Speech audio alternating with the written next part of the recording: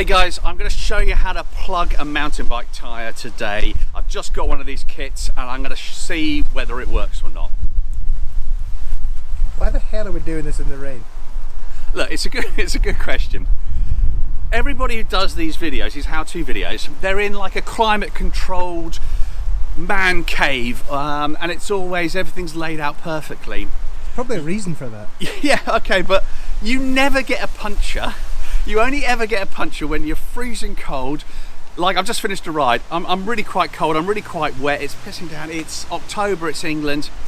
This is when you're on your own in the middle of the woods is when you get a puncture, not when you're in that. So I'm going to try and recreate this as often as I can. So I'm going to try and make it realistic, and I'm going to try and add an element of danger to it. So apart from hypothermia, where's the danger? The danger is that this isn't my tyre. This is my mate Marco's tyre. Is that Marco's? Yeah. So he, I got it off him because he had a bent rotor, so I had a spare rotor, so I fit the rotor to him. So he doesn't know I'm doing this, but I figured that if I'm going to experiment with this, I could add an element of danger by, well, if it doesn't work on here, yeah, I'm. He's going to pop you. Do you reckon this is going to work? Well, I hope so. Either way, I'm going to be entertained. So I just stab it in.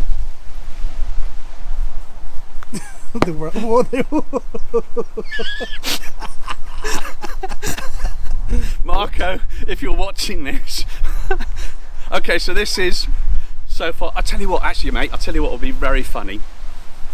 Let me. My friend Marco lives just down the road. Let's see if I can give him a quick.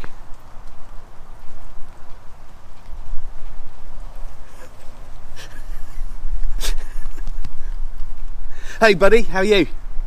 Good. Yes. I've done that rotor for you. Oh, my pleasure, mate. No, I was spare anyway. So, so it's ready whenever you want to come pick it up. Oh, okay. Okay, 5 minutes. Yeah, mate. All good. I'll see you then. Okay, bud. Yeah. Cheers, bud. Bye. Okay. I may have introduced an element of time pressure to it now because it's his tyre, and based on that I've got 5 minutes. He's just driving from his house. Hope you've practiced. No, this is the first time I've got this tool. So I guess I shouldn't. God, my hands are freezing. I guess I shouldn't pull that out until I'm ready to fix it, I guess. I got to say, I love this Osprey pack. Very cool, the fact it's got this detachable. Right, so this kit I've just added is this Pro Bike tool, and the Pro Bike tool has these things that you use, they're like rubber strips, to use that fork, if it focuses on there, to, I watched the video, plunge these into the tyres. So I don't know whether I need the big ones or the small ones. I guess I'm going to have to wait until. But the very cool thing, one of the reasons I got this, I think much the same, is you then turn the lid and because you can screw that in there. Sorry, my hands are freezing. Because you can screw that in there, rather than it being quite weedy, that actually now is quite a solid unit. That's the idea.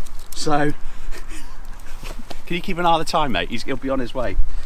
So I guess I pull this out. I assume he is tubeless. Okay, so that's a pretty decent. I think it's one of these ones. Oh, I should have put that in. So I think you put that in. You just made it worse. Yeah, no, but I think you've got to make a decent hole. I think you've got to make a decent hole. So now I'm going to peel. God, it's like the worst chewing gum. And to be fair, this is kind of why I wanted to do it in the rain, because this is what it'll be like if you're in the woods on your own. So this is actually, that's not coming off too badly. So this is, I mean, it's I'm trying to think what it's comparable to. I mean, it's obviously sort of rubber. It's flexible, but it's pretty hard. So, right, let's have a look at this.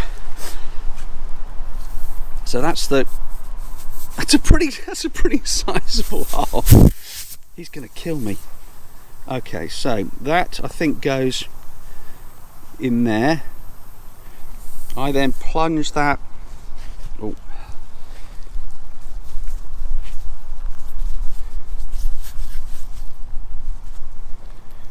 into the hole, and then is that it? I think that's it.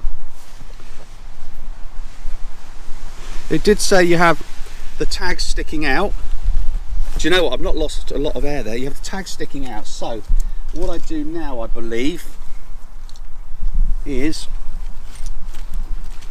sorry, my hands are freezing.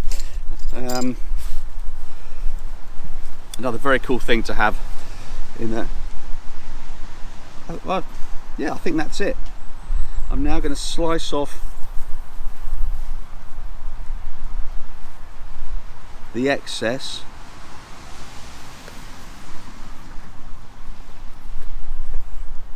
And that is plugged.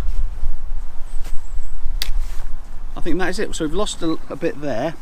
So what I'm going to do, you remember it's there. Let's put a bit of air into it.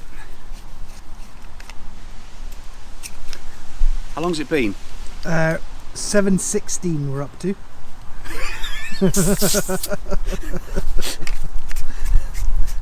Look, he's getting a free rotor out of it, so he should be relatively happy.